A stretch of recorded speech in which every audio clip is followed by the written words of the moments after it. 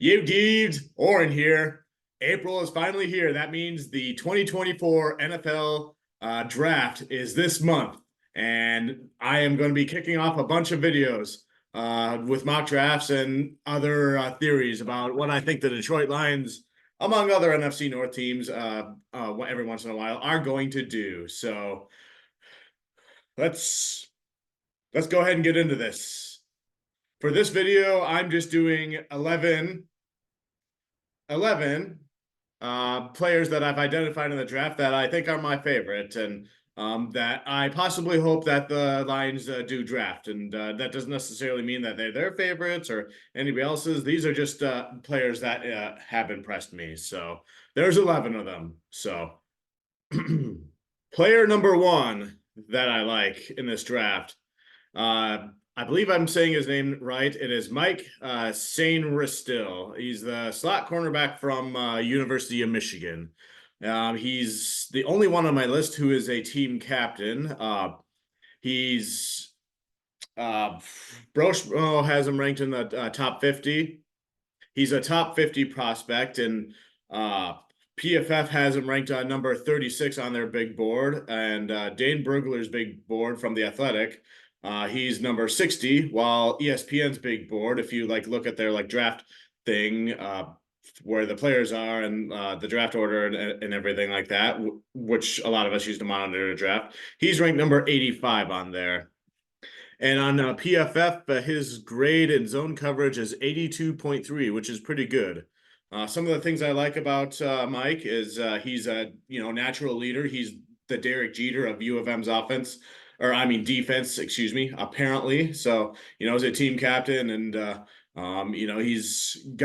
he's a leader. He wants to win. He'll do anything to win, and he's got that grit, that stuff that Dan Campbell and Brad Holmes likes, those intangibles. He's not necessarily the biggest player, but he makes up for it with all of his willpower. He's definitely a ball hawk.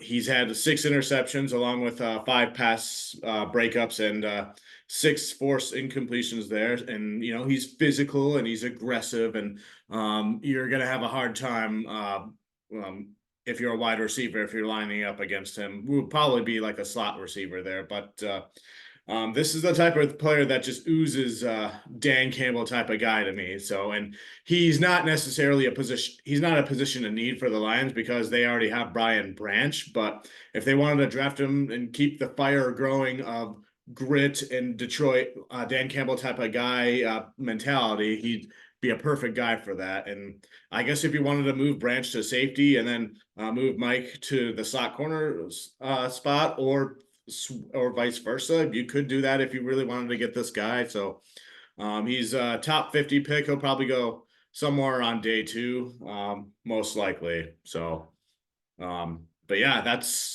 there's a lot more talented players on here, if I'm being honest, but like Mike, he's definitely the symbol of the mentality I think that the Lions are looking for. And let's not forget, he played for Michigan, the team that just won the national championship. The NFL draft is in Detroit, in the state of Michigan, which is the home of the Detroit Lions. So to draft this person, it would be definitely a glorious night in the state of Michigan, because you drafted a player from Michigan to the Michigan's NFL team. While the NFL draft is in Michigan. Michigan, a glorious night for Michigan football and all that. My second favorite player that I have identified is none other than Cooper DeJean. He's a defensive back from the University of Iowa. He's a top 20 prospect. On Dane Brugler's big board from The Athletic, he's ranked number 23. On PFF's big board, he's ranked number 8. And on ESPN's big board, he's ranked 28.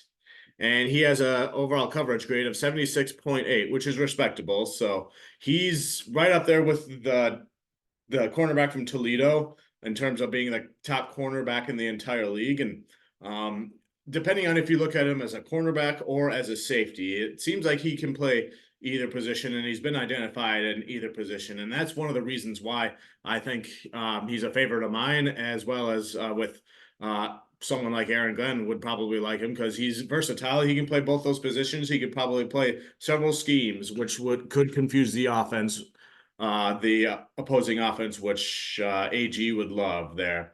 And he's quick, and with everything he does, like getting to the ball right away, he's disciplined. Because he played for Iowa, so they do a good job of making sure their players don't make mistakes, and he's able to mirror any receiver that goes his way.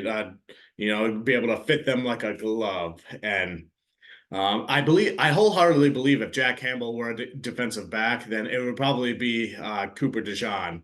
That would probably be the way that I would describe it there. So, and the Lions did dip into the Iowa pool a lot last year with Sam Laporta and Jack Campbell. So in that late first round, early second round area. So he has 6 forced incompletions. He has 4 pass breakups as well as 2 interceptions. So this guy would be a really good player. I think he'd also fit what the Lions have been trying to do. But a lot of other teams, such as the ones in the Wisconsin, would probably highly covet his skills and talents at all. And he's been mocked to there a lot, although they just signed a really good safety. So who knows if they'll necessarily try to target him. But if by some miracle he's a top 20 guy, he'll probably go somewhere in the top 20. But if by some miracle he falls to the Lions, or if the Lions trade up to get him, then that I would be fine with that. So the third player that I have that is a favorite of mine is none other than Byron Murphy II, a defensive lineman from Texas. And yes, I know the Lions just signed Reeder to be a defensive line, to be that run stuffing big guy there. And I think the Lions have done a good job of replacing everybody who has left, at least so far. They replaced Jonah Jackson with the guy from Baltimore. They've replaced Bugs with Reeder, because Bugs he's had his issues, and he was let go toward the latest part of the season. They replaced Cameron Sutton, who's having that alleged situation going on with the cornerback from Tampa Bay that they traded a 3rd round pick for. So he looks like he's going to be a really good cornerback. And then they signed another one from the Raiders, which should replace Jerry Jacobs. And they've done a good job of replacing everybody that they've lost up to this point. And it really frees the Lions up to be able to draft anywhere, because with Brad Holmes, every single position is in play for the NFL draft. And that's why I wouldn't be surprised if Byron Murphy fell far enough to where the Lions could trade up to get him, or if he fell all the way to the Lions at 29. They should be able to get him there. He's top 20, another top 20 prospect, like I said. He's ranked number 15 on Dane Brugler's big board from The Athletic. He's ranked number 9 on PFF's big board, and he's ranked number 24th on ESPN's big board. He'll probably be like a nose tackle type, and the more help on the defensive line to really add some depth and overall starting talent on there, the better, considering the rest of the NFC North seems to be loading up in the running game with the running backs and offensive linemen and all that. He's a very powerful defensive lineman, so he's really good at using leverage. He's got strong hands. That helps him really be able to shut off blocks super quickly, and his first step is probably the key with him to be able to get into the backfield so often. And he has 43 pressures as well as 8 sacks, and then from last year, and then a 19.6% of pass rushing win rate. And then his overall PFF grade is 91.5 in terms of pass rush there. So what's not to love about Byron Murphy? But who knows where he's going to wind up. But if he did become a Detroit Lion, look out the rest of the NFC North. That's what I have to say. There's not very many weaknesses with a player like that. My fourth favorite player in this draft is none other than Jared Verse, edge rusher from Florida State. He's also projected to go into the top 20. He's ranked number 21st on Dane Brugler's big board from The Athletic, number 17th on PFF's big board, and number 11 on ESPN's big board.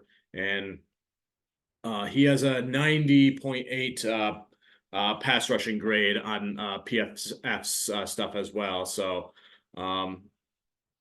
he's what I like about him. He's very well jacked. He's kind of like St. Brown in that I'm on our St. Brown in terms of always like working out and building the muscles and everything. So very, very strong in that way. He has a really mean bull rush, and just trying to squint at my notes. And he's able to do that because he's very quick as well as very strong. Like if Aiden Hutchinson had a doppelganger in spirit in this draft, I believe it'd be none other than Jared Verse here. So he's got a really good bull rush. He's quick. He's strong. Oh yeah, and the other way he's like Hutchinson is he has a whole arsenal of pass rushing moves, and he doesn't really need to like learn and develop those pass rush moves more because he already has that and he already uses a lot of them in that way. He has 60 pressures, 11 sacks, and a pass rush win weight of 20.8 there, according to the PFF. I think it was PFF anyway, but what's not to love about Jared Verse? So he's another one that if he fell all the way to the Lions, or if the Lions traded up, then that would be deadly to the rest of the NFC North. So he definitely would help command players that help try to block him to help free up Hutchinson to not get double teamed all the time. So as well as like Reeder and McNeil and all those guys, and he'll be able to help rotate in quite well with Josh Paschal and James Houston, and whom I believe both those guys are going to have really good years. I think Paschal is due to have a really solid third year because he's been developing a lot. Just look at what happened with Fatu Melifonwu. Like we didn't see much of him the first 2 years. In the third year, he really stepped up in a big way, and I think Paschal could do that. But to add edge depth in the edge rusher room, I think would be vital for helping Hutchinson and the Lions defense. And I think Jared Verse is probably the top edge rusher in the draft that could do just that. My fifth favorite player that I've identified in this NFL draft is none other than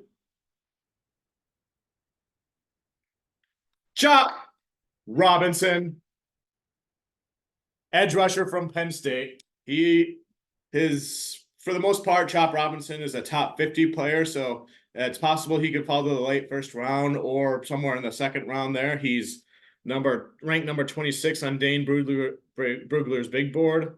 He's ranked number 43 in PFF's big board, and he is ranked number 26 on ESPN's big board.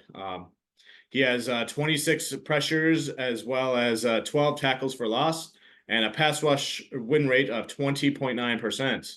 And then for a pass rush grade on PFF Sing, it's a 92.3, which is really, really good. Like if you're at least 90, then that's like an A grade for the most part. So he supposedly, based on my research out of all the edge rushers, he has the best first step out of all the edge rushers, as well as the best spin move. So those are his bread and butter. Getting the great first step and being able to take care of business after that first step is key. And then the spin move is really what gets him through to be able to do. And not only that, but from there's a few other things that he might need to improve on. But from what I'm hearing, he's very coachable and he's very willing to learn, and he's willing to work harder to improve and grow and be able to do, adjust on any weaknesses that he has. So that is definitely a good sign, because the Detroit Lions coaches do love players who are coachable, because that really helps them able to develop and to grow as players. So,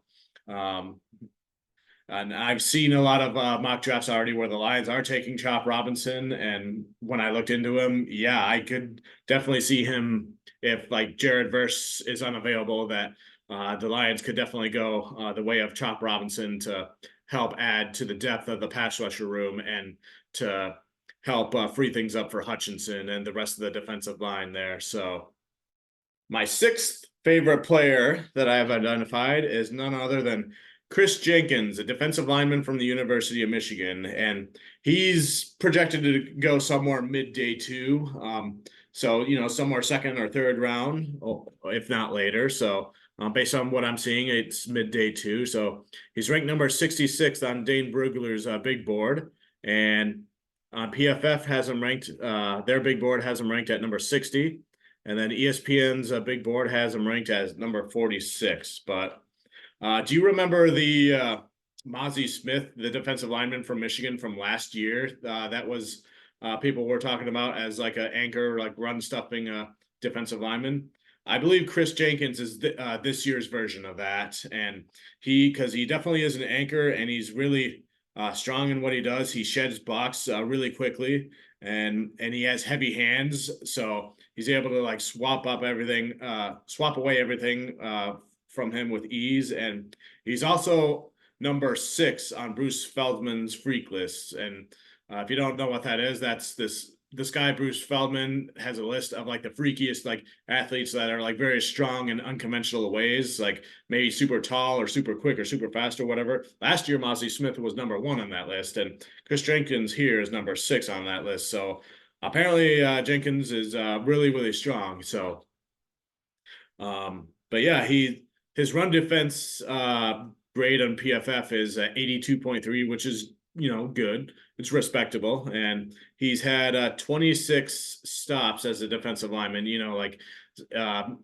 either tackles for loss or they've stopped somebody from running the ball at the line of scrimmage, that type of stat. And Chris Jenkins has 26 of them. So he'd be another player who just came from the national champions, Michigan, to come to another Michigan team to be able to help keep the culture growing and getting people who are just driven to win. So it wouldn't be like Hutchinson in the same sense, because I don't think Jenkins actually grew up in Michigan or near Detroit like Hutchinson did, because Hutchinson is that premier player for like everything Michigan football, because he grew up in Michigan. He went to a Michigan college, and then he played for a Michigan NFL team. But, someone like Chris Jenkins or like Mike Sainristil would be very close options for that. And he'd be a symbol of championship football in Michigan, because they just won the championship there. So, that's part of what factored into Jenkins there for me too. My 7th favorite player that I've identified is edge rusher from Western Michigan University, Marshawn Kneeland. So, yeah, I am a alumnus of Central Michigan University, and we perceive Western Michigan as kind of our biggest rival. So, so that's why I had that reaction there with the Western Michigan, the Broncos, and that sort of thing. But anyways, that doesn't take away from what's impressed me about Kneeland, because he is a top 50 prospect. He'll go somewhere in the top 50. And the thing I like about him that really stood out to me from the other edge rushers is he tries to win with power and not so much with speed. If he wanted to, he could probably speed past somebody, but his bread and butter is powering through, and I respect that a whole lot about him. So he's a consistent run defender too. So edge rushers, it's not always necessarily important to try to sack the quarterback, but also to help stop the running game. And if you can find an edge rusher that can do both, then that's great. But oftentimes you're stuck with a choice of getting somebody who can pressure the quarterback and get the sack, or whose main focus is stopping the run. So Marshawn Kneeland, I think, is more the latter there, but still he'd be very productive there. He also has very powerful hands, kind of like what I said about Jenkins too, which really helps give him an advantage there. So if you're looking for a power edge rusher and who is consistent at the things they do, I think Marshawn Kneeland would be really good to look at there. I'm not sure if I said this yet, but Brugler from The Athletic has him as 51 on his big board, and PFF's big board has him as 58, and then ESPN has him ranked as 54. And his run defense grade is 83.4, which is pretty good. So if the Lions are there with if they trade down from the number 29 pick and then they pick up a bunch of second round picks or something like that, or they have their original second round pick already, then Keelan could be a strong candidate to get drafted there. So yeah, he's somebody who I'm keeping an eye on. And he's not quite Jared Verse or Chop Robinson, but Kneeland, I think, could provide some value for sure. I think he's kind of right up there with them, but they're still kind of a little farther away. But still, Kneeland would be a really good draft pick in the second round if the Lions decide to go that way.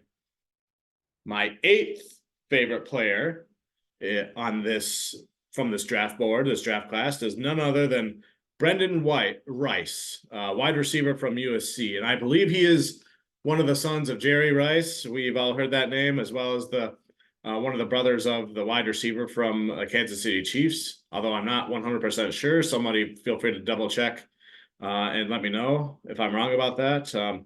He's projected to go somewhere in the 4th round, and Brugler from The Athletic has him ranked as number 97. PFF has him ranked as number 95 on their big board, 97, 95. And then ESPN has him ranked as number 119.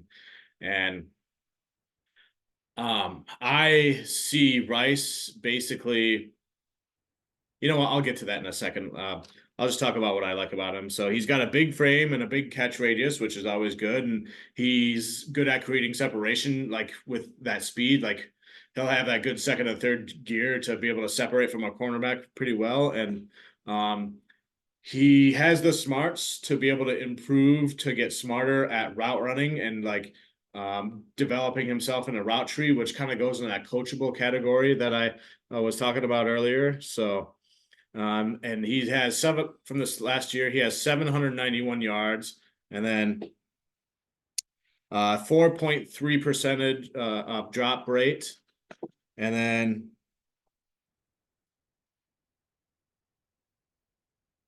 Oh, 9 missed tackles. I couldn't read my handwriting in my notes there. So he's able to generate 9 missed tackles from last season. So is that good or is that bad given the scope there? I'm not sure, but that's got to count for something. So Rice is the type of receiver who very well could replace Josh Reynolds if he does leave for free agency. And Reynolds still has not signed with the Lions, which at this point is kind of telling me I think the writing is on the wall there. And listen, Josh Reynolds was a really great wide receiver for us for a while. Like when we first got him, back when the Campbell Holmes regime took over, the Lions were at their lowest at low points. They hadn't won a game in that season. Goff had like a bunch of backup receivers that he was working with to the best of his ability. And at that point, Dan Campbell had to say it in a press conference,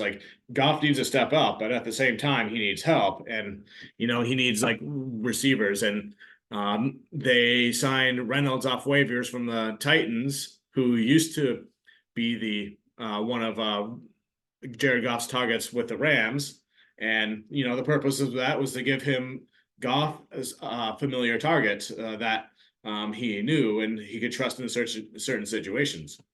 Fast forward 2.5 seasons later, now Goff has a bunch of receivers that he's familiar with now, or he should be. You know, Amon-Ra St. Brown, Sam Laporta, Jameson Williams, Khalif Raymond, and so the Reynolds' purpose of being a familiar target for Goff has been fulfilled, and you can always definitely upgrade there. And yes, the dropped pass in the championship game, it's unfortunate considering how clutch and consistent Reynolds has been for us throughout this whole time. But at the same time, if you want to win the Super Bowl, you want to get rid of any symbol of failure that you can.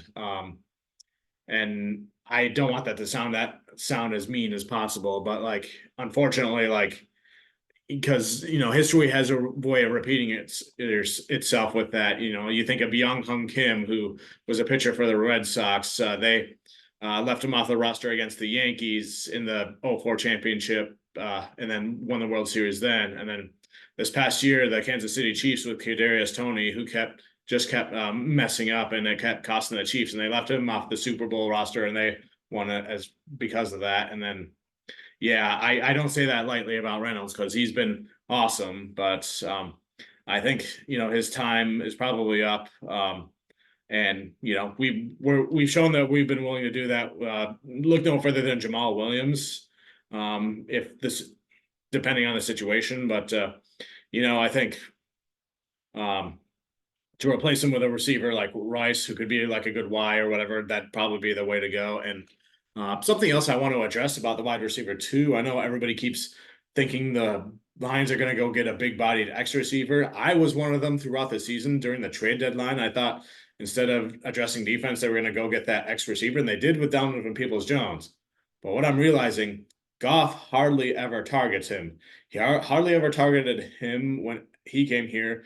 He didn't target Marvin Jones Jr. when he was here in the first half of the season when he had that role, and then he barely targeted DJ Chark the year before when he had that role, except like in the Jaguars game when he was playing against his old team. So I thought the Lions would really need a good contested catch, big-bodied wide receiver, but Jared Goff just hardly ever throws to it. He prefers throwing to St. Brown and Laporta. So I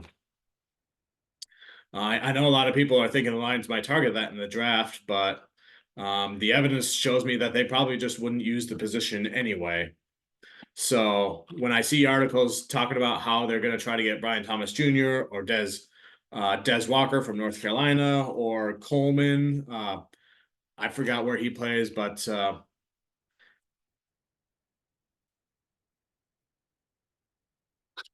whenever I hear about the Lions trying to go get an X receiver,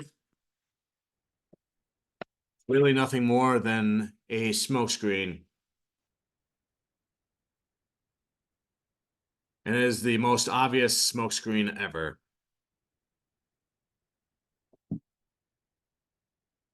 So I'm not counting on the Lions to get a big body X receiver. They might try to get like a Y receiver type to replace Josh Reynolds, and then that's pretty much as far as they'll go with it. Because the Lions already have good depth at wide receiver anyway. So my 9th favorite player in this draft class is someone by the name of Gabriel Murphy, another edge rusher. This one out of UCLA, not Latu, double L from UCLA, but the other one, Gabriel Murphy. He's projected to go into the 5th round. He's as big as all the other edge rushers, but he's not at their level in terms of play wise. But still, though, he was not on Dane Brugler's top 100 big board. He was ranked number 81 on PFF, and he was also unranked on ESPN's big board.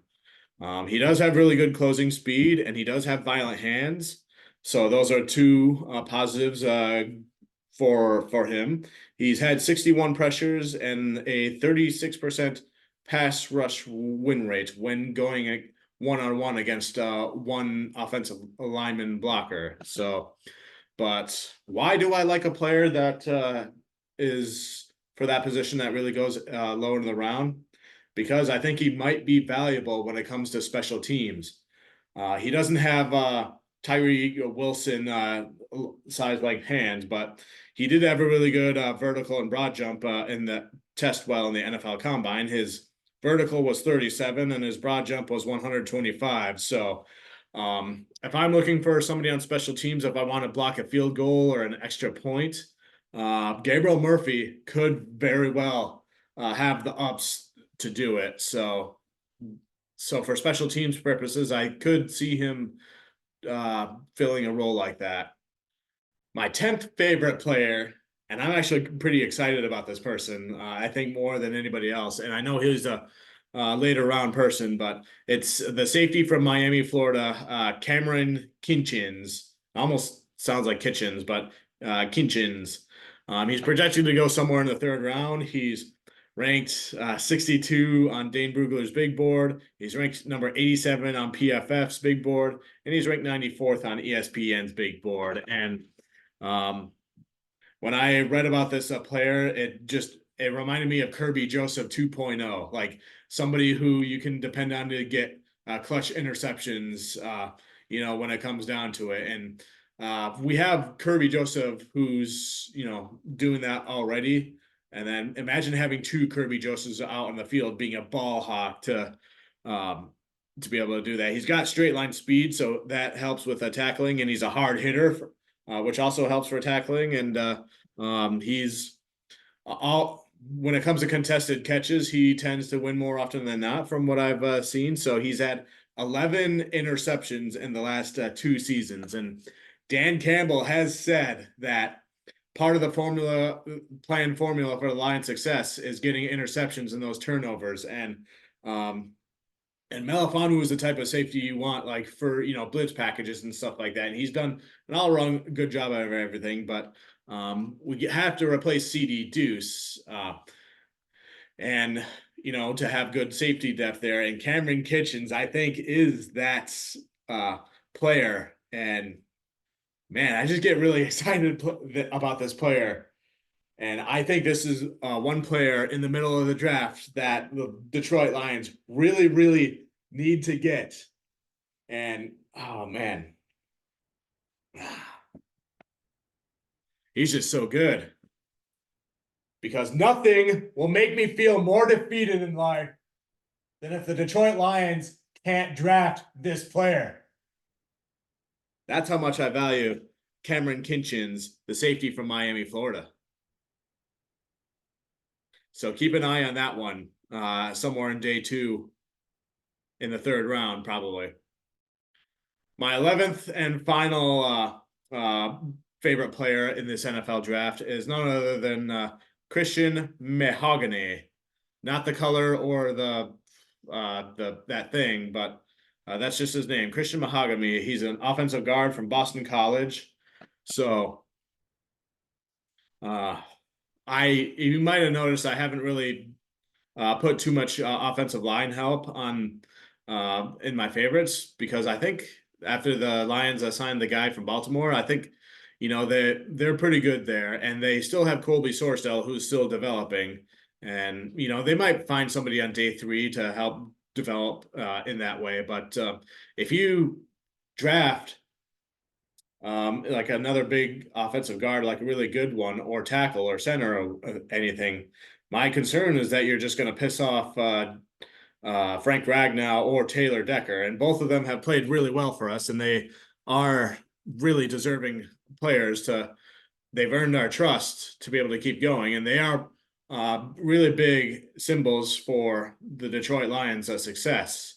I mean, just think of Taylor Decker after winning the NFC North in his speech saying, "Everybody respects us and everybody better fear us now." So, but then again, Frank Ragnow may decide to retire because he's constantly battling his turf toe, while Decker is on the last year of his contract. So who knows what will happen after that last year, although I suspect the Lions would probably resign him, and he'll want to come back. So that's what I think would happen there. But as far as guard goes, once the 1-year free agency from the Ravens player is up, then you got to have somebody who can fill in. And I think Mahogany could definitely very well be that player.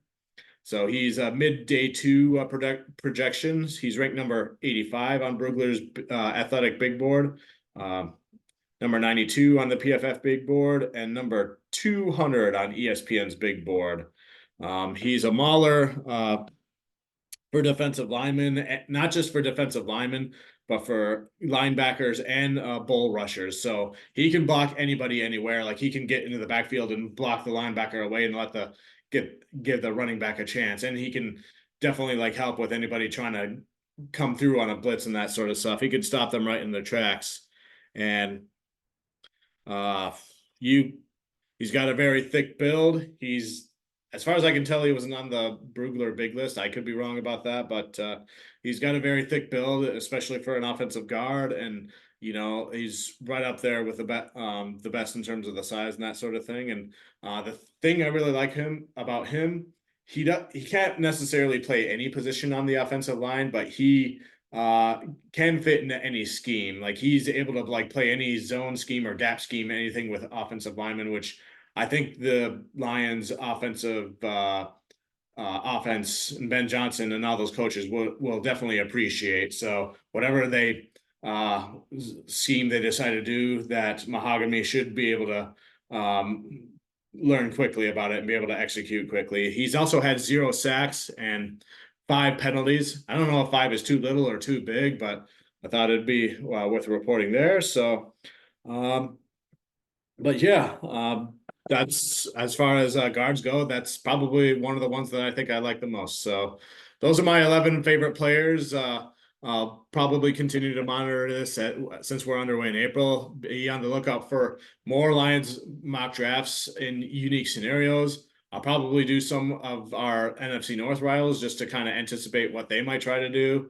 And then toward the NFL draft, 2 days before, I'll probably do an NFL draft based on the top 30 visits, among other things. And then the day before, just kind of the final mock draft for what I think Brad Holmes is going to do, as well as what I want to happen and that sort of thing. That last draft, the day before the NFL draft, that will be my definitive.